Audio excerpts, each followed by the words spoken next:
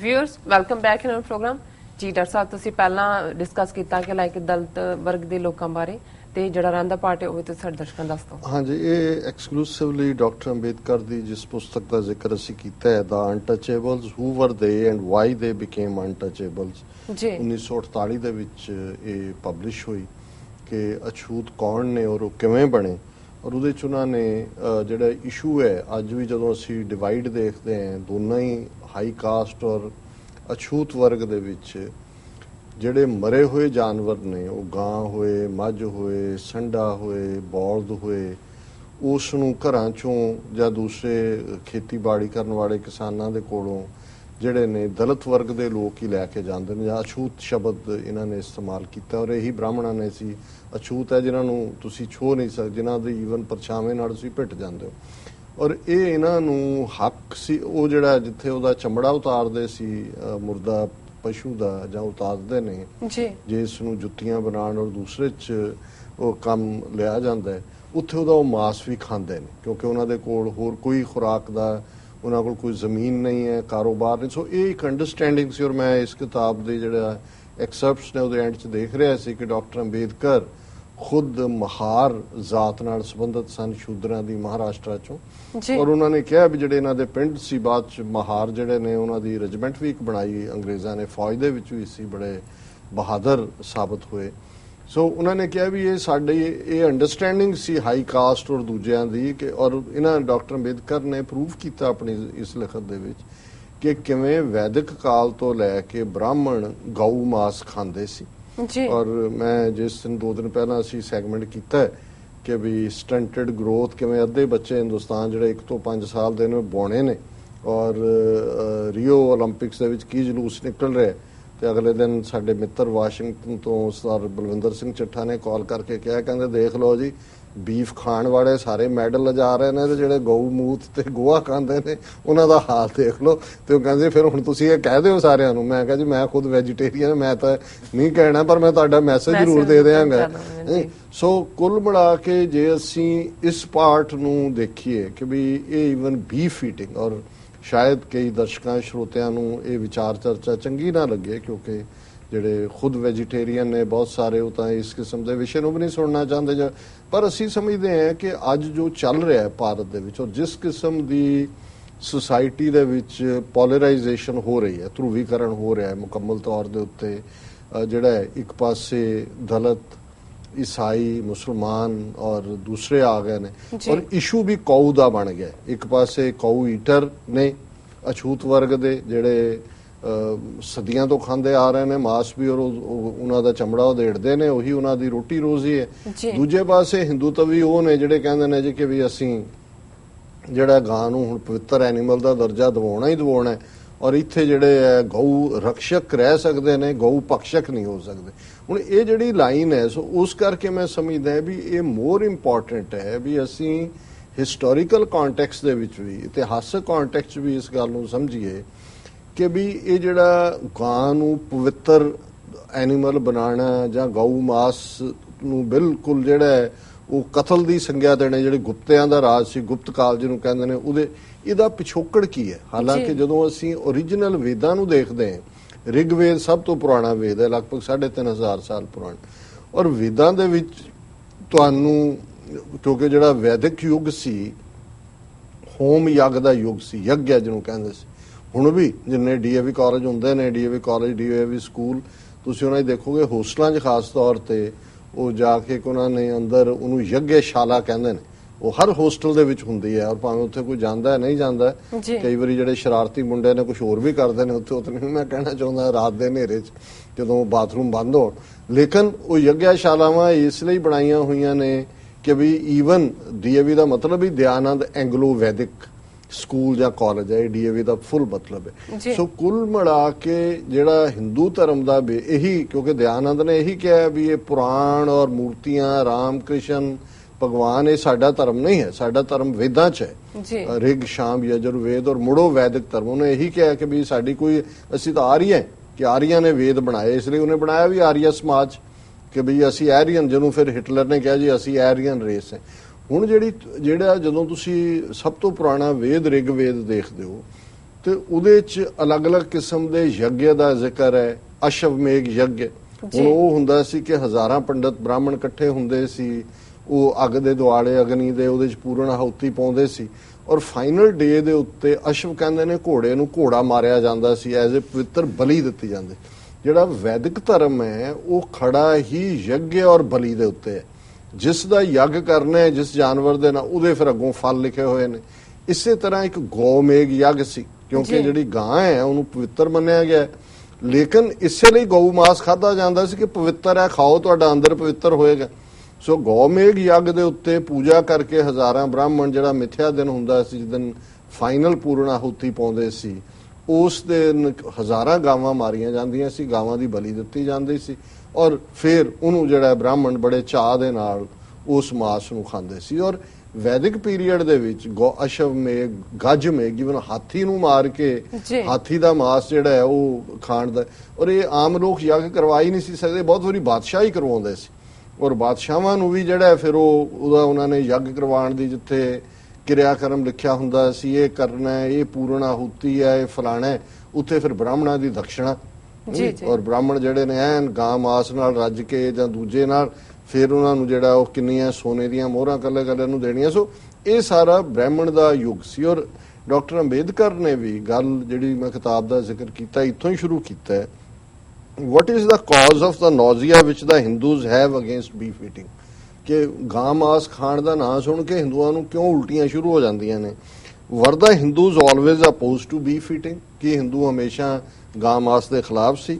If not, why did they develop such a nausea against it? ਜੇ ਐਵੇਂ ਨਹੀਂ ਸੀ ਤਾਂ ਇਹ nauseated ਕਿਉਂ ਹੁੰਦੇ ਨੇ? ਕਿਉਂ ਇਸ ਤੋਂ ਇਹ were the untouchables given to beef eating from the very start? ਕਿ ਜਿਹੜੇ ਸ਼ੂਦਰ ਨੇ ਉਹ ਸ਼ੁਰੂ ਤੋਂ ਹੀ beef eating ਕਰਦੇ ਰਹੇ ਨੇ? Why did they not give up beef eating when it was abandoned by the Hindus? ਇਹ ਸਾਰੇ ਸਵਾਲ ਉਹਨਾਂ ਨੇ ਪੁੱਛੇ ਨੇ ਕਿ ਵੀ ਜਦੋਂ ਹਿੰਦੂਆਂ ਨੇ ਗਾਂ ਮਾਸ ਖਾਣਾ ਬੰਦ ਕਰ ਦਿੱਤਾ, ਅਛੂਤਾਂ ਨੇ ਕਿਉਂ ਨਹੀਂ ਕੀਤਾ ਜੀ?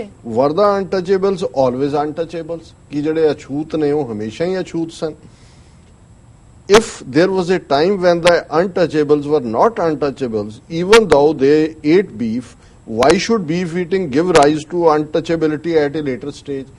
ਜੇ ਉਹ ਪਹਿਲਾਂ ਵੀ ਬੀਫ ਖਾਂਦੇ ਸੀ ਔਰ ਅਛੂਤ ਸੀ, ਪਰ ਬਾਹਰਲੀ ਸਟੇਜ ਦੇ ਉੱਤੇ ਫਿਰ ਕਿਉਂ ਉਹਨਾਂ ਦੇ ਉੱਤੇ ਇਸ ਗੱਲ ਦਾ ਭਾਰ ਪਾ ਦਿੱਤਾ? ਇਫ ਦਾ ਹਿੰਦੂਜ਼ ਵਰ ਈਟਿੰਗ ਬੀਫ, ਵੈਨ ਡਿਡ ਦੇ give it up?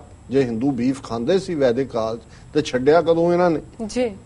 If untouchability is a reflex of the nausea of Hindus against beef eating, how long after the Hindus had given up beef eating did untouchability come into being? ਉਹਨਾਂ ਨੇ ਕਿਹਾ ਜੀ ਕਿ ਜੇ ਉਹਨਾਂ ਨੂੰ ਅਛੂਤ ਇਸ ਲਈ ਬ੍ਰਾਹਮਣਾਂ ਨੇ ਕਿਹਾ ਕਿਉਂਕਿ ਉਹ ਬੀਫ ਈਟਿੰਗ ਕਰਦੇ ਨੇ, ਤੇ ਫਿਰ ਕਦੋਂ ਸ਼ੁਰੂ ਹੋਇਆ ਹੈ? ਸੋ ਇਹ ਸਾਰੇ ਸਵਾਲ ਜਿਹੜਾ ਇਹ ਵੱਡਾ ਜਿਹੜਾ ਹੈ ਲਿਖਤ ਹੈ, ਮੈਂ ਸਾਰੀ ਤਾਂ ਨਹੀਂ ਪੜ੍ਹ ਸਕਾਂਗਾ, ਵਕਤ ਦੀ ਸੀਮਾ, ਪਰ ਮੈਂ ਥੋੜੇ ਉਹਦੇ ਚੋਂ ਜਿਹੜੇ ਨੇ ਹੁਣ ਇਹਨੂੰ ਹੀ ਉਹਨਾਂ ਨੇ ਜਿਨ੍ਹਾਂ ਨੇ ਇਹਦਾ ਸਿਨੋਪਸਿਸ ਬਣਾਇਆ, ਉਹਨਾਂ ਨੇ ਕਿਹਾ ਅੰਬੇਦਕਰਸ ਕਨਕਲੂਜਨਸ based on an analysis of various religious texts will seem more than deeply ironical to anyone who studies contemporary India, for the father of Indian Constitution argued that Brahmins who once had no compunction against slaughter of animals, including cows, and were the greatest beef eaters themselves, not only gave up beef eating but also started worshipping the cow as a deliberate strategy. ਉਹਨਾਂ ਨੇ ਕਿਹਾ ਵੀ doctor Ambedkar ਨੇ ਜਿਹੜਾ ਇਹ ਸਾਰੇ ਚੋਂ ਬੜਾ convincing argument ਕੱਢਿਆ ਕਿ ਬ੍ਰਾਹਮਣ ਪਹਿਲਾਂ ਬੜੇ ਚਾਅ ਨਾਲ ਗਾਂ ਦਾ ਮਾਸ ਖਾਂਦੇ ਸੀ, ਲੇਕਿਨ ਬਾਅਦ ਦੇ ਵਿੱਚ ਉਹਨਾਂ ਨੇ ਨਾ ਸਿਰਫ ਉਹਦਾ ਮਾਸ ਖਾਣਾ ਛੱਡ ਦਿੱਤਾ ਹੈ, ਪਰ ਉਹਨਾਂ ਨੇ ਗਾਂ ਨੂੰ ਇੱਕ ਪਵਿੱਤਰ ਪਸ਼ੂ ਵੀ ਐਲਾਨ ਦਿੱਤਾ ਹੈ। The clue to the worship of the cow is to be found in struggle between Buddhism and Brahmanism and the means adopted by Brahmanism to establish its supremacy over Buddhism. ਉਹਨਾਂ ਨੇ ਕਿਹਾ ਵੀ ਇੱਕ ਕਨਕਲੂਜਨ ਉਹਨਾਂ ਨੇ ਕੱਢਿਆ ਵੀ ਜਦੋਂ ਬੁੱਧ ਧਰਮ ਦਾ ਵਿਕਾਸ ਹੋਇਆ, ਔਰ ਇਸ ਬਾਰੇ ਅਕਸਰ ਮੈਂ ਅਲਾਮਾ ਇਕਬਾਲ ਦੀ ਗੱਲ ਕਰਦਾ ਕਿ ਬੁੱਧ ਧਰਮ ਖਲੋਤਾ ਜਿਸ ਨੇ ਚੈਲੰਜ ਕੀਤਾ ਬ੍ਰਾਹਮਣਵਾਦ ਨੂੰ। ਬੁੱਧ ਨੇ ਬਨਾਰਸ ਖਲੋ ਕੇ ਕਿਹਾ ਮੈਂ ਬ੍ਰਾਹਮਣ ਕੋ ਨਹੀਂ ਮਾਨਤਾ। ਬੁੱਧ ਨੇ ਇਹ ਜਿਹੜਾ ਐਨੀਮਲ ਸੈਕਰੀਫਾਈਸ ਸੀ, ਗਾਂ ਮੱਝਾਂ ਘੋੜੇ ਮਾਰਨਾ ਯੱਗ ਦੇ ਨਾਂ ਥੱਲੇ, ਉਹਨੇ ਸਾਰੇ ਯੱਗ ਸਿਸਟਮ ਨੂੰ ਹੀ ਨਕਾਰ ਦਿੱਤਾ ਜੀ। ਹੁਣ ਉਹਨਾਂ ਦਾ ਇੰਨਾ ਪ੍ਰਭਾਵ ਪਿਆ ਕਿ ਚਾਰ ਚਫੇਰੇ ਲੋਕ ਬੁੱਧ ਧਰਮ ਵੱਲ ਆਉਣੇ ਸ਼ੁਰੂ ਹੋ ਗਏ। ਈਵਨ ਜਦੋਂ ਅਸੀਂ ਬੁੱਧ ਧਰਮ ਦੀਆਂ ਦੋ ਵੱਡੀਆਂ ਯੂਨੀਵਰਸਿਟੀਜ਼ ਦੀ ਗੱਲ ਕਰਦੇ ਹਾਂ, ਇੱਕ ਨਾਲੰਦਾ ਬਿਹਾਰ ਦੇ ਵਿੱਚ, ਦੂਸਰੀ ਤਕਸ਼ਿਲਾ, ਉਹ ਅੱਜ ਵੀ ਪਾਕਿਸਤਾਨ ਦੇ ਰਾਵਲਪਿੰਡੀ ਦੇ ਨੇੜੇ ਜਿਹੜੀ ਹੈ ਉਹ ਸੈਂਟਰ ਬਣ ਗਏ ਬੁੱਧਿਜ਼ਮ ਦੇ, ਹਜ਼ਾਰਾਂ ਸਟੂਡੈਂਟ ਸੀ। ਸੋ ਆਲਮੋਸਟ ਬ੍ਰਾਹਮਣਿਜ਼ਮ ਜਿਹੜਾ ਹੈ ਉਹ ਖੂੰਜੇ ਲੱਗਣਾ ਸ਼ੁਰੂ ਹੋ ਗਿਆ। ਔਰ ਜਿਹੜੇ ਬੁੱਧ ਧਰਮ ਦਾ ਇੱਕ ਵੱਡਾ ਪ੍ਰਿੰਸੀਪਲ ਸੀ ਉਹ ਸੀ ਅਹਿੰਸਾ ਪਰਮੋ ਧਰਮ ਜੀ। ਅਹਿੰਸਾ ਜਿਹੜਾ ਹੈ ਉਹ ਸਭ ਤੋਂ ਵੱਡਾ ਧਰਮ ਹੈ। ਔਰ ਜਦੋਂ ਅਹਿੰਸਾ ਦੀ ਗੱਲ ਸੀ ਕਿ ਕੰਪੈਸ਼ਨ, ਦਇਆ ਸਿਰਫ ਬੰਦਿਆਂ ਲਈ ਨਹੀਂ, ਐਨੀਮਲਸ ਲਈ ਵੀ। ਪਰ ਇਸ 'ਚ ਉਹਨਾਂ ਨੇ ਅੱਗੇ ਕਨਕਲੂਡ, ਇਹਦਾ ਮਤਲਬ ਇਹ ਨਹੀਂ ਹੈ ਕਿ ਬੋਧੀ ਜਿਹੜੇ ਸੀ ਭਿਕਸ਼ੂ ਉਹ ਕੋਈ ਵੈਜੀਟੇਰੀਅਨ ਸੀ, ਇਹ ਨਹੀਂ ਹੈ। ਲੇਕਿਨ ਉਹਨਾਂ ਨੇ ਇਸ ਗੱਲ ਨੂੰ ਕਿਹਾ ਕਿ ਭਾਈ ਖੁਰਾਕ ਦੇ ਲਈ ਕੋਈ ਚੀਜ਼ ਨੈਸੈਸਿਟੀ ਹੋਣਾ ਹੋਰ ਗੱਲ ਹੈ, ਲੇਕਿਨ ਜਿਸ ਤੇਜ਼ੀ ਦੇ ਨਾਲ ਇਹ ਬੰਦਿਆਂ ਦੇ ਨਾਲ ਹਿੰਸਕ ਵਰਤਾਰਾ ਸੀ, ਜਾਨਵਰਾਂ ਦੇ ਨਾਲ ਸੀ, ਉਹਨਾਂ ਨੇ ਕੰਪੈਸ਼ਨ ਦੀ ਗੱਲ ਸਿਖਾਈ। ਹੁਣ ਜਦੋਂ ਬ੍ਰਾਹਮਣਾਂ ਨੇ ਫਾਈਨਲੀ, ਉਹਨਾਂ ਨੇ ਇੱਕ ਸਟੇਜ ਆਈ, ਉਹਨਾਂ ਨੇ ਬੜੀ ਚਲਾਕੀ ਦੇ ਨਾਲ 700-800 ਸਾਲ ਬੁੱਧ ਧਰਮ ਦਾ ਜ਼ੋਰ ਰਿਹਾ, ਫਿਰ ਬ੍ਰਾਹਮਣਾਂ ਨੇ ਜਦੋਂ ਉਹਨਾਂ ਤੇ ਵਾਪਸ ਆਪਣਾ ਪ੍ਰਭਾਵ ਪਾਉਣਾ ਸ਼ੁਰੂ ਕੀਤਾ, ਬੌਧੀ ਰਾਜੇ ਦਾ ਕਈ ਸੁੱਤੇ ਪਏ ਮਰਵਾ ਦਿੱਤੇ, ਕੁਝ ਹੋਰ ਕੀਤਾ। ਲੇਕਿਨ ਨਾਲ ਦੀ ਨਾਲ ਉਹਨਾਂ ਨੇ ਦੇਖਿਆ ਕਿ ਜਿਹੜੇ, ਔਰ ਇਹਦੇ 'ਚ ਡਾਕਟਰ ਅੰਬੇਦਕਰ ਨੇ ਕਨਕਲੂਡ ਕੀਤਾ ਹੈ ਕਿ ਬੁੱਧ ਦੇ ਮੌਤ ਤੋਂ ਬਾਅਦ ਜਿਹੜੇ ਬੌਧੀ ਸੀ ਉਹਨਾਂ ਨੇ ਬੌਧੀ ਸਤੂਪੇ ਬਣਾਏ, ਬੌਧ ਮੱਠ ਬਣਾਏ ਜਿਹਦੇ 'ਚ ਬੁੱਧ ਦੇ ਇਮੇਜ ਸਥਾਪਿਤ ਕੀਤੇ। ਉਦੋਂ ਤੱਕ ਕਿ ਸ਼ਿਵ ਜੀ, ਵਿਸ਼ਨੂੰ, ਬ੍ਰਹਮਾ, ਰਾਮ, ਵਿਸ਼ਨੂੰ, ਬ੍ਰਹਮਾ, ਇਹਨਾਂ ਦੀਆਂ ਮੂਰਤੀਆਂ ਨਹੀਂ ਸੀ ਹੁੰਦੀਆਂ, ਮੰਦਿਰ ਦਾ ਕਨਸੈਪਟ ਨਹੀਂ ਸੀ। ਹੁਣ ਬ੍ਰਾਹਮਣ ਨੂੰ ਲੱਗਿਆ ਕਿ ਵੀ ਜਿਹੜੀ ਇਮੇਜ ਵਰਸ਼ਿਪ ਹੈ, ਇਮੇਜ ਆ ਗਿਆ ਬੁੱਧ ਦਾ, ਜੇ ਅਸੀਂ ਬ੍ਰਾਹਮਣ ਧਰਮ ਨੂੰ ਸੇਫ ਰੱਖਣਾ ਤੇ ਸਾਨੂੰ ਕੋਈ ਇਮੇਜ ਦੇਣ ਦੀ ਲੋੜ ਹੈ। ਸੋ ਇਹਨਾਂ ਨੇ ਮੰਦਿਰਾਂ ਦੇ ਵਿੱਚ ਫਿਰ ਇਹ ਵਿਸ਼ਨੂੰ ਔਰ ਬ੍ਰਹਮਾ ਔਰ ਰਾਮ, ਇਹਨਾਂ ਦੇ ਕ੍ਰਿਸ਼ਨ ਬਾਅਦ ਚ ਆ ਗਏ, ਉਹਨਾਂ ਦੀਆਂ ਮੂਰਤੀਆਂ ਸਥਾਪਿਤ ਕੀਤੀਆਂ। ਔਰ ਇਸ ਫਿਰ ਉਹਨਾਂ ਨੇ ਕਿਹਾ ਵੀ ਇਹ ਤਾਂ ਕੰਪੈਸ਼ਨ ਦੀ ਗੱਲ ਕਰਦੇ ਨੇ ਐਨੀਮਲਸ ਦੀ, ਲੇਕਿਨ ਉਹ ਖੁਦ ਐਨੀਮਲ ਮੀਟ ਖਾਂਦੇ ਸੀ ਬੌਧੀ ਭਿਕਸ਼ੂ। ਮੈਨੂੰ ਯਾਦ ਹੈ ਕਿ ਜਦੋਂ ਦਲਾਈ ਲਾਮਾ ਔਰ ਇਹ ਲਾਂਬੇ ਸਾਰੇ ਆਏ, ਇਹਨਾਂ ਦਾ ਹੈੱਡਕੁਆਟਰ ਹੁਣ ਵੀ ਧਰਮਸ਼ਾਲਾ 'ਚ, ਤੇ ਉਦੋਂ ਜੋ ਵੀ ਮਾਸ ਦੀ ਕੀਮਤ ਹੁੰਦੀ ਸੀ ਉਸ ਤੋਂ 4 ਗੁਣਾ ਵੱਧ ਗਈ ਇਹਨਾਂ ਦੇ ਆਉਣ ਤੇ ਮਹੀਨੇ ਦੇ ਵਿੱਚ ਹੀ, ਕਿਉਂਕਿ ਇਹ ਜਾ ਕੇ ਉੱਥੇ ਪੂਰੇ ਦਾ ਪੂਰੇ ਬੱਕਰੇ ਦਾ ਹੀ ਸੌਦਾ ਕਰ ਲੈਂਦਾ ਸੀ। ਔਰ ਇਹੀ ਨਹੀਂ, ਇਹਨਾਂ ਨੇ ਉਹ ਜਿਹੜਾ ਬੱਕਰੇ ਦਾ ਮਾਸ ਹੈ ਉਹਨੂੰ ਮੈਦੇ ਮੂਦੇ 'ਚ ਲਪੇਟ ਪੂਟ ਕੇ ਫਰਾਈ ਕਰਕੇ ਕਈ ਦਿਨ ਖਾਂਦੇ ਰਹਿੰਦੇ ਸੀ। ਸੋ ਇੰਨੀ ਡਿਮਾਂਡ ਹੋ ਗਈ ਕਿ ਝਟਕਈਆਂ ਦਾ ਉੱਥੇ ਕੰਮ ਨਿਕਲ ਪਿਆ ਤੇ ਮੀਟ ਦੀਆਂ ਕੀਮਤਾਂ 4 ਗੁਣਾ ਹੋ ਗਈਆਂ। ਹਾਲਾਂਕਿ ਬਹੁਤਿਆਂ ਨੂੰ ਜਦੋਂ ਅਹਿੰਸਾ ਪਰਮੋ ਧਰਮਾਂ ਦਾ ਸਿਧਾਂਤ ਲੱਗਦਾ ਤਾਂ ਉਹਨਾਂ ਨੂੰ ਲੱਗਦਾ ਵੀ ਬੌਧੀ ਜਿਹੜੇ ਨੇ ਇਹ ਵੈਜੀਟੇਰੀਅਨ ਹੋਣਗੇ, ਪਰ ਇਹ ਗੱਲ ਠੀਕ ਨਹੀਂ ਹੈ। ਬੁੱਧ ਧਰਮ ਕੰਪੈਸ਼ਨ ਸਿਖਾਉਂਦਾ ਹੈ, ਪਰ ਇਹ ਸਾਰਾ ਹੀ ਚਾਈਨਾ, ਥਾਈਲੈਂਡ, ਬਰਮਾ ਜਿਹਨੂੰ ਮਿਆਂਮਾਰ ਕਹਿੰਦੇ ਨੇ, ਵਿਤਨਾਮ, ਕੋਰੀਆ, ਇਹ ਸਾਰੇ ਬੋਧੀ ਨੇ, ਬੁੱਧ ਧਰਮ 'ਚ ਯਕੀਨ ਰੱਖਣ ਵਾਲਿਆਂ ਨੇ। ਪਰ ਇਹਨਾਂ ਬਾਰੇ ਇਹੀ ਮਸ਼ਹੂਰ ਹੈ ਕਿ ਜੋ ਕੁਝ ਵੀ ਹਵਾ 'ਚ ਉੱਡਦਾ, ਧਰਤੀ ਤੇ ਦੌੜਦਾ, ਪਾਣੀ 'ਚ ਰੀਂਗਦਾ, ਸਭ ਕੁਝ ਆਪਣੇ ਡਾਈਨਿੰਗ ਟੇਬਲ ਤੇ ਲੈ ਆਉਂਦੇ ਨੇ ਪੁੱਠਾ ਕਰਕੇ। ਕੀੜੀਆਂ ਵੀ ਖਾ ਜਾਂਦੇ ਨੇ, ਬਾਂਦਰ ਵੀ ਖਾ ਜਾਂਦੇ ਨੇ, ਉਹਦੇ ਐਗ ਜਿਹੜਾ ਹਜ਼ਾਰ ਸਾਲ ਪੁਰਾਣਾ ਦੱਬਿਆ ਚੀਨੇ, ਉਹ ਕੱਢ ਕੇ ਖਾਂਦੇ ਨੇ। ਮੰਕੀ ਬ੍ਰੇਨ ਇਹਨਾਂ ਦੀ ਇੱਕ ਡੈਲੀਕੇਸੀ ਆ, ਉਹਦੇ ਨਾਲ ਚੌਪਸਟਿਕਸ ਦੇ ਨਾਲ ਜਿਉਂਦਾ। ਸੋ ਮਤਲਬ ਹੁਣ ਇਹ ਬਹੁਤਿਆਂ ਨੂੰ ਲੱਗੇਗਾ ਵੀ ਬੁੱਧ ਧਰਮ ਦੀਆਂ ਸਿੱਖਿਆਵਾਂ ਕੀ ਨੇ ਔਰ ਇਹ ਕੀ ਕਰਦੇ ਨੇ। ਸੋ ਕੁੱਲ ਮਿਲਾ ਕੇ ਇਹ ਜਦੋਂ ਬ੍ਰਾਹਮਣਾਂ ਨੇ ਬੋਧੀਆਂ ਦਾ ਟਾਕਰਾ ਕੀਤਾ ਤੇ ਇਹਨਾਂ ਨੇ ਭਿਕਸ਼ੂਆਂ ਦੇ ਬਰਾਬਰ, ਭਿਕਸ਼ੂ ਤਾਂ ਜਾਨਵਰਾਂ ਪ੍ਰਤੀ ਤੁਸੀਂ ਥੋੜਾ ਇਨਸਾਨੀ ਵਰਤਾਰਾ, ਇਹਨਾਂ ਨੇ ਵੈਜੀਟੇਰੀਅਨ ਆਪਣੇ ਆਪ ਨੂੰ ਡਿਕਲੇਅਰ ਕਰਤਾ। ਨਾਲ ਹੀ ਉਹਨਾਂ ਨੇ, ਤਾਂ ਕਿ ਉਹਨਾਂ ਇਹਨੂੰ ਕਹਿੰਦੇ ਨੇ ਕਿ ਵਨ ਅਪਮੈਨਸ਼ਿਪ, ਜਦੋਂ ਤੁਸੀਂ ਕੰਪੀਟ ਕਰ ਰਹੇ ਹੋ ਉਹ ਸਾਰੇ 'ਚ ਤੁਸੀਂ ਕਰਦੇ ਹੋ। ਫਿਰ ਇਹਨਾਂ ਨੇ, ਡਾਕਟਰ ਅੰਬੇਦਕਰ ਨੇ ਇਹਦੇ 'ਚ ਗੱਲ ਕਹੀ, in a tribal war it often happened that a tribe, instead of being completely annihilated, was defeated and routed. In many cases, a defeated tribe became broken into bits. As a consequence of this, there always existed in primitive times a floating population consisting of groups of broken tribesmen roaming in all directions. ਹੁਣ ਇਹਨਾਂ ਨੇ ਅਛੂਤਾਂ ਦੇ ਲਈ ਸ਼ਬਦ ਇਸਤੇਮਾਲ ਕੀਤਾ, ਜਿਹੜਾ ਬ੍ਰਾਹਮਣ ਨੇ ਅਛੂਤ ਸ਼ਬਦ ਕਿਹਾ ਜੀ, ਬ੍ਰੋਕਨ ਮੈਨ ਸੀ ਕਿ ਬਈ ਬ੍ਰਾਹਮਣਾਂ ਦੇ ਟ੍ਰਾਈਬ ਜਾਂ ਜਿਹੜੇ ਐਰੀਅਨ ਟ੍ਰਾਈਬ ਆਏ ਉਹਨਾਂ ਨੇ ਇਹਨਾਂ ਨੂੰ ਡਿਫੀਟ ਕੀਤਾ। ਇਹ ਇਹਨਾਂ ਦੇ ਕੋਲ ਕੋਈ ਚੋਇਸ ਨਹੀਂ ਸੀ, ਇਹ ਟੁੱਟ ਗਏ। ਔਰ ਟੁੱਟੇ ਲੋਕ ਜਿਹੜੇ ਨੇ ਫਿਰ ਅਲਟੀਮੇਟਲੀ ਉਹੀ ਕਸਟਮ ਫੋਲੋ ਕਰਦੇ ਨੇ ਜਿਹੜਾ ਕਿ ਰੂਲਰ ਦਾ ਹੁੰਦਾ। ਫਿਰ ਉਹਨਾਂ ਨੇ ਅਜ਼ੰਪਸ਼ਨ ਕੀਤੀ, untouchables are broken men belonging to a tribe different from the tribe comprising the village community. ਹੁਣ ਅਛੂਤ ਜਿਹੜੇ ਨੇ ਉਹ ਪਿੰਡ ਦੇ ਵਿੱਚ ਨਹੀਂ ਸੀ ਰਹਿ ਸਕਦੇ, ਉਹ ਬਾਹਰ ਜਿਹੜੇ ਨੇ ਪਿੰਡ ਤੋਂ ਬਾਹਰ ਦੇ ਉਹਨਾਂ ਦਾ ਸੀ ਥਾਂ ਠਿਕਾਣਾ। ਉਹਨਾਂ ਨੇ ਕਿਹਾ ਵੀ ਬਾਹਰ ਬ੍ਰੋਕਨ ਮੈਨ, ਅੰਦਰ ਜਿਹੜੇ ਨੇ ਉਹ ਕਮਿਊਨਿਟੀ ਜਿਨ੍ਹਾਂ ਨੇ ਕੰਟਰੋਲ ਕੀਤਾ। ਫਿਰ ਉਹਨਾਂ ਨੇ ਥਰਡ ਅਜ਼ੰਪਸ਼ਨ ਦਿੱਤੀ, broken men were the followers of Buddhism and didn't care to return to Brahmanism when it became triumphant over Buddhism. ਉਹਨਾਂ ਨੇ ਕਿਹਾ ਵੀ ਜਦੋਂ ਫਿਰ ਬ੍ਰਾਹਮਣਵਾਦ ਨੇ ਸ਼ਾਸਤਰ ਤੇ ਸ਼ਸਤਰ ਦੋਨਾਂ ਦਾ ਸਹਾਰਾ ਲੈ ਕੇ ਬੁੱਧ ਧਰਮ ਦਾ ਆਲਮੋਸਟ ਸਵਾਇਆ ਕਰ ਦਿੱਤਾ, ਰਾਜੇ ਮਾਰ ਦਿੱਤੇ, ਬ੍ਰਾਹਮਣ 1000 ਸਾਲ ਬਾਅਦ ਫਿਰ ਉੱਪਰ ਆ ਕੇ ਬੈਠ ਗਏ। ਤੇ ਇਹ ਜਿਹੜੇ ਲੋਕ ਸੀ ਜਿਨ੍ਹਾਂ ਨੂੰ ਇਹਨਾਂ ਨੇ ਬ੍ਰੋਕਨ ਮੈਨ ਕਿਹਾ, ਇਹ ਬੁੱਧ ਧਰਮ 'ਚ ਯਕੀਨ ਰੱਖਣ ਵਾਲੇ ਸੀ। ਇਹਨਾਂ ਨੇ ਬ੍ਰਾਹਮਣ ਧਰਮ ਦੇ ਅਸੂਲ ਨਹੀਂ ਮੰਨੇ ਔਰ ਇਹ ਆਪਣੇ ਬੁੱਧ ਧਰਮ ਦੇ ਮੁਤਾਬਕ ਹੀ ਜੋ ਉਹਨਾਂ ਦਾ ਜੀਵਨ ਸਟਾਈਲ ਸੀ ਉਹ ਰਿਹਾ।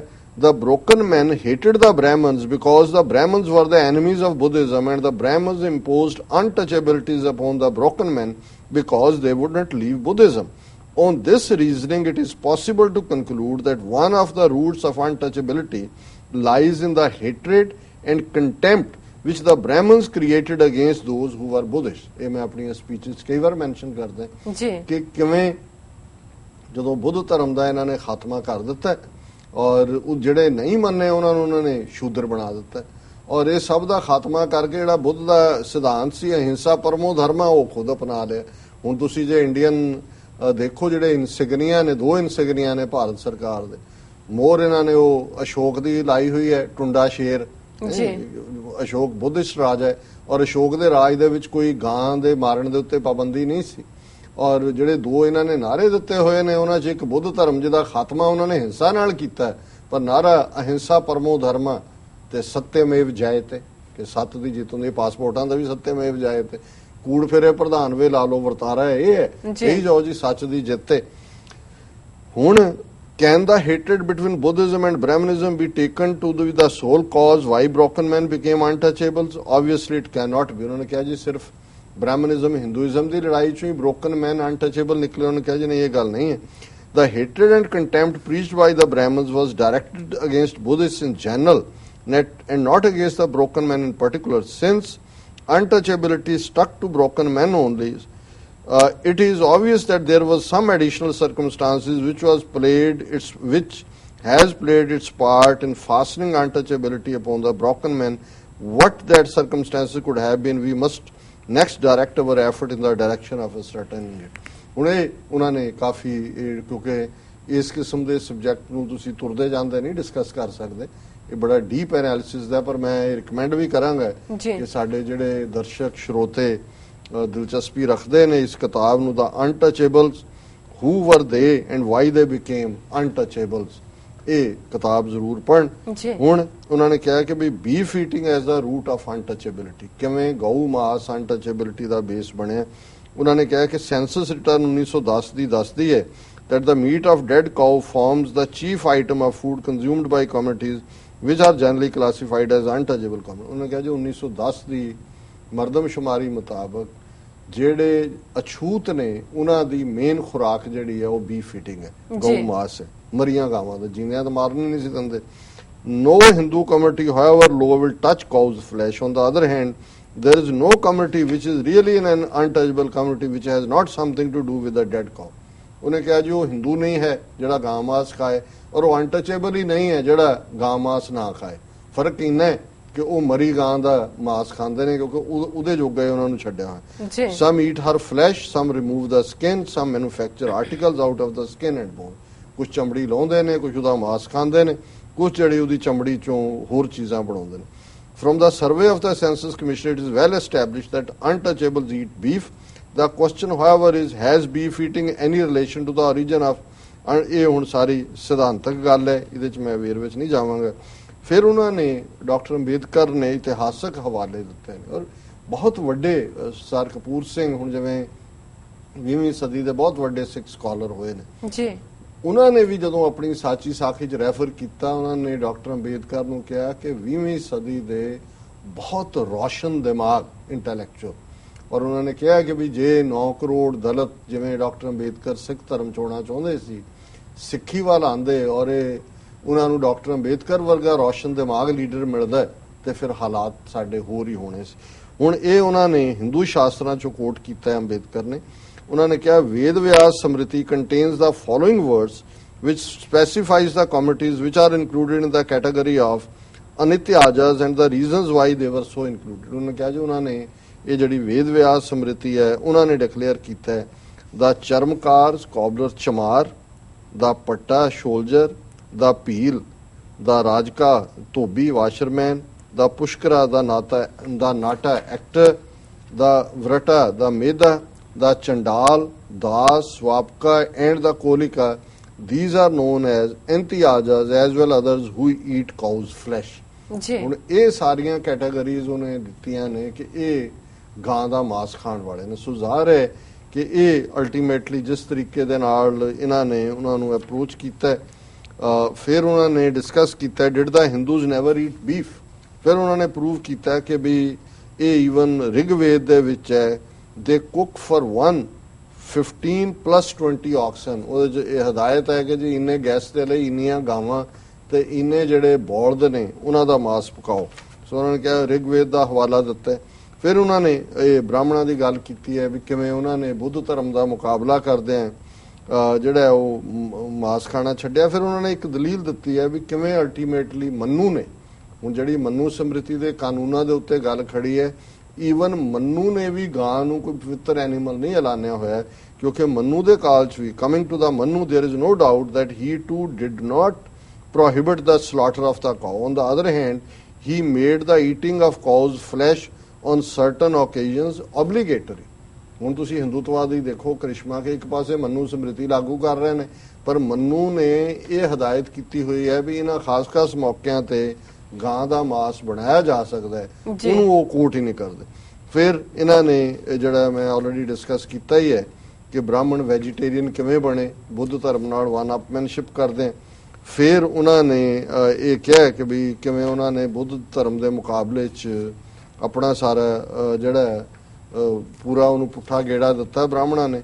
ਔਰ ਜਿਹੜਾ ਯੱਗ ਸਿਸਟਮ ਸੀ ਬ੍ਰਾਹਮਣਾਂ ਨੇ ਇਹ ਦੇਖ ਲਿਆ ਕਿ ਵੀ ਇਹ ਹੁਣ ਐਨੀਮਲ ਬਲੀ ਨਹੀਂ ਦਿੱਤੀ ਜਾ ਸਕਦੀ, ਯੱਗ ਸਿਸਟਮ ਹੀ ਬੰਦ ਕਰਤਾ ਉਹਨਾਂ ਨੇ। ਔਰ ਫਿਰ ਜਿਹੜਾ ਮੰਦਰਾਂ ਦੇ ਵਿੱਚ ਸ਼ਿਵਜੀ ਵਿਸ਼ਨੂੰ ਬ੍ਰਹਮਾ ਦੀਆਂ ਮੂਰਤੀਆਂ ਲਿਆਂਦੀਆਂ ਸੀ ਔਰ ਇਹਨੂੰ ਉਹਨਾਂ ਨੇ ਧਰਮ ਬਣਾ ਦਿੱਤਾ। ਰਾਮ ਭਗਤ ਬਣ ਗਏ, ਕ੍ਰਿਸ਼ਨ ਭਗਤ ਬਣ ਗਏ, ਦੂਜੇ ਬਣ ਗਏ। ਔਰ ਫਿਰ ਉਹਨਾਂ ਨੇ ਡਿਫਰੈਂਟ ਕੋਟ ਦਿੱਤਾ ਕਿ ਬਈ ਕਿਵੇਂ ਗੁਪਤਾ ਕਾਲ ਦੇ ਵਿੱਚ cow killing was made a Mahapataka, a mortal sin or a capital offence by Gupta kings who are champions of Hinduism which recognized and sanctioned the killing of the cow for sacrificial purposes. ਉਹਨਾਂ ਨੇ ਕਿਹਾ ਜੀ ਹਿੰਦੂ ਧਰਮ 'ਚ ਉਹਨਾਂ ਨੇ ਨਵਾਂ, ਹੁਣ ਇਹ ਵੀ ਦੇਖੋਗੇ ਕਿ ਜੋ ਤੁਸੀਂ ਹਿਸਟਰੀ ਪੜ੍ਹਦੇ ਹੋ, ਜਦੋਂ ਅਸੀਂ ਵੀ ਸਕੂਲਾਂ 'ਚ ਪੜ੍ਹੇ, ਸੋ ਗੁਪਤ ਕਾਲ ਨੂੰ ਕਹਿਣਗੇ ਭਾਰਤ ਦਾ ਸਵਰਨ ਯੁੱਗ ਜੀ, ਕਿ ਗੋਲਡਨ ਈਰਾ, ਕਿਉਂਕਿ ਇਹ ਗੁਪਤ ਕਾਲ ਸੀ ਜਿਹਨੇ ਬੁੱਧ ਧਰਮ ਦਾ ਸਫਾਇਆ ਕਰ ਦਿੱਤਾ ਹੈ। ਇਹ ਸਾਰੇ ਗਾਂ ਨੂੰ ਪਵਿੱਤਰ ਐਨੀਮਲ ਐਲਾਨੇ ਆ, ਔਰ ਜਿਹੜੀ ਸਵਰਨ ਯੁੱਗ ਹੈ ਕਿ ਜਿਹਦੇ 'ਚ ਇਹਨਾਂ ਨੇ ਬਹੁਤ ਤਰੱਕੀ ਕੀਤੀ। ਸੋ ਉਹਦੇ 'ਚ ਉਹਨਾਂ ਨੇ ਜਿਹੜਾ ਇਹਨਾਂ ਦੀ ਕਾਫੀ ਲੰਬੀ ਚੌੜੀ ਅੱਗੋਂ ਵਿਆਖਿਆ ਕਿ ਵੀ ਕਿਵੇਂ ਇਹਨਾਂ ਨੇ ਗਾਂ ਨੂੰ ਪਵਿੱਤਰ ਬਣਾਇਆ। ਔਰ ਫਿਰ ਉਹਨਾਂ ਨੇ ਧਰਮ ਨੂੰ ਡਿਫਾਈਨ ਕੀਤਾ ਕਿ ਵੀ ਅਲਟੀਮੇਟਲੀ ਧਰਮ ਦੇ ਵਿੱਚ ਪਵਿੱਤਰ ਤੇ ਅਪਵਿੱਤਰ ਦਾ ਕਨਸੈਪਟ ਕਿਸ ਤਰੀਕੇ ਦੇ ਨਾਲ ਆਪਣੀ ਥਾਂ ਬਣਾਉਂਦਾ ਹੈ। ਔਰ ਫਿਰ ਉਹਨਾਂ ਨੇ ਕਨਕਲੂਜਨ ਦੇ ਵਿੱਚ ਜਾ ਕੇ ਆਪਣੇ ਮਹਾਰਾਸ਼ਟਰ ਦੀ ਗੱਲ ਕੀਤੀ ਹੈ, ਜਿਹਦਾ ਮੈਂ ਸ਼ੁਰੂ ਦੇ ਵਿੱਚ ਹੀ ਜ਼ਿਕਰ ਕੀਤਾ ਕਿ ਵੀ ਜਿਹੜਾ ਮਹਾਰ ਜਾਤ ਦੇ ਲੋਕ ਨੇ ਕਿਵੇਂ ਉਹਨਾਂ ਨੂੰ ਇਹ ਹੱਕ ਸੀ ਜਾਂ ਹੱਕ ਦਿੱਤੇ ਗਏ। ਉਹਨਾਂ ਨੇ ਕਿਹਾ ਵੀ ਇਹਦੇ ਤੇ ਹੀ ਬੇਸਡ ਭਾਰਤ ਦੇ ਬਾਕੀ ਥਾਵਾਂ ਤੇ ਵੀ ਹੱਕ ਹੋਏਗਾ। ਹੁਣ ਉਹਨਾਂ ਦੇ ਮੈਂ ਕਨਕਲੂਜਨ 'ਚ ਹੀ ਪੜ੍ਹਾਂ, the evidence consists of facts which relates to the Mahars of Maharashtra to whom reference has already been made. As has already been pointed out, the Mahars of Maharashtra claim the right to take the dead animal. The right they claim against every Hindu in the village, ਕਿ ਮਹਾਰਾਂ ਦਾ ਇਹ ਹੱਕ ਹੈ ਕਿ ਕਿਸੇ ਵੀ ਹਿੰਦੂ ਦੇ ਘਰ ਦੇ ਬਾਹਰ ਉਹ ਜਾ ਕੇ ਬਹਿ ਜਾਣਗੇ, ਜਦੋਂ ਡੰਗਰ ਮਰਿਆ ਵੀ ਉਹਨਾਂ ਦੇ ਹਵਾਲੇ ਕੀਤਾ ਜਾਣਾ। This means that no Hindu can eat the flesh of his own animal when it dies. He has to surrender it to the Mahar. ਕਿ ਵੀ ਮਰੇ ਗਾਂ ਦਾ ਮੀਟ ਹਿੰਦੂ ਨਹੀਂ ਖਾ ਸਕਦਾ, ਔਰ ਜਦੋਂ ਮਰੇਗਾ ਉਹ ਮਹਾਰ ਦੇ ਹਵਾਲੇ ਕਰਨਾ ਪਏਗਾ। ਇਹ as a law C. This is merely another way of stating that when eating beef was common practice, the Mahars ate dead beef and the Hindus ate fresh beef. ਉਹਨੇ ਕਿਹਾ ਵੀ ਇਹ ਉੱਥੋਂ ਹੀ ਕਨਸੈਪਟ ਤੁਰਿਆ ਹੈ ਕਿ ਹਿੰਦੂ ਤਾਜ਼ਾ ਗਾਂ ਦਾ ਮਾਸ ਖਾਂਦੇ ਸੀ, ਜਿਉਂਦੀ ਗਾਂ ਦਾ, ਤੇ ਮਹਾਰ ਜਾਂ ਜਿਹੜੇ ਸ਼ੂਦਰ ਨੇ ਉਹ ਮਰੀ ਗਾਂ ਦਾ ਖਾਂਦੇ ਸੀ, ਬਟ ਹੈ ਇਹ ਸਾਰੇ ਬੀਫ ਈਟਰ ਸੀ। ਸੋ ਉਹਨਾਂ ਨੇ ਕਿਹਾ ਕਿ ਵੀ ਇਹ ਹੁਣ ਆਪਣੇ ਪਾਸਟ ਨਾਲੋਂ ਕਿਵੇਂ ਟੁੱਟ ਸਕਦੇ ਨੇ। ਔਰ ਕਨਕਲੂਜਨ ਦੇ ਵਿੱਚ ਉਹਨਾਂ ਨੇ ਮਹਾਰਾਂ ਦੀ ਗੱਲ ਕਰਦੇ ਆ ਫਿਰ ਫਾਈਨਲੀ ਇਹ ਕਿਹਾ ਕਿ ਵੀ ਇਹ ਜਿਹੜੀ ਪ੍ਰਿਵਿਲੇਜ ਬਣ ਗਿਆ। In the second place, carrying the dead cow had become an obligation, though originally it was a privilege. ਅੱਜ ਇਹ ਇੱਕ obligation ਹੈ ਦਲਿਤਾਂ ਦੇ ਲਈ। As they couldn't escape carrying the dead cow, they didn't mind using the flesh as food in the manner in which they were doing previously. ਉਹਨਾਂ ਨੇ ਕਿਹਾ ਕਿ ਜੀ ਅਸੀਂ ਜਿਹੜਾ ਹੈ ਹੁਣ ਇਹ ਸਾਡੇ ਕੋਲ ਹੋਰ ਚੋਇਸ ਹੀ ਕੋਈ ਨਹੀਂ ਜੀ ਕਿ ਵੀ ਅਸੀਂ ਇਸ ਦਾ ਮਾਸ ਖਾਣ ਤੋਂ ਸਾਡੇ ਵਰਗ ਦੇ ਕੋਲ। ਔਰ ਇਸੇ ਲਈ ਜਦੋਂ ਹੁਣ ਇਹ ਦਲਿਤ ਰੈਵੋਲੂਸ਼ਨ ਖੜਾ ਹੋਇਆ ਤੇ ਗੁਜਰਾਤ ਦੇ ਕਲੈਕਟਰ ਦੇ ਬਾਹਰ ਦਲਿਤਾਂ ਨੇ ਗਾਵਾਂ ਸੁੱਟਤੀਆਂ।